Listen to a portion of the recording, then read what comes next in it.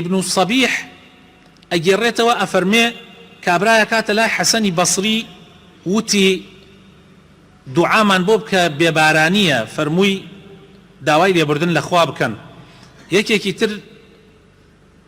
شکاتی حاڵی خۆی کرد کە ڕزقی کورتە و فەقیرە فەرمووی ئیستیغفاری خوا بکە یەکێکی تر وتی مناڵم نابێ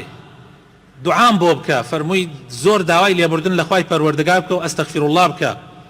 یەکێکی تر وتی باخەکەم موشک ئەبێتەوە بەرووبوومی کەمە فەرمووی ئەستەغفیرڵڵاه بکە وتمان قوربان هەر کەسێ هاتە لات و هەر کێشەیەکی هەبێت و هەر ئەڵێ ئەستەغفیرڵڵاه بکە ئەی فەرمووی خۆ من لە گیرفانی خۆمەوە دەری ناکەم قسەی خۆم نییە ئەی ئەوە نییە خوای تەعالا لەسەر زمانی پێغەمبەر نوح بە قەومەکەی ئەفەرمێ فقلت استغفروا ربكم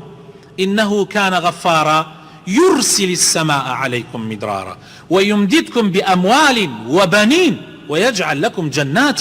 ويجعل لكم أنهارا والله يو أستغفر الله إخوة بكن پشیمان بوونەوە بە ئاشکرا و بە ناو دڵەوە دەری ببڕن بۆ خوای پەروەردگارتان دڵنیابن خوای تەعالا بارانتان بۆ ئەبارێنێ مناڵتان پێ ئەدا پارەتان پێ ئەدا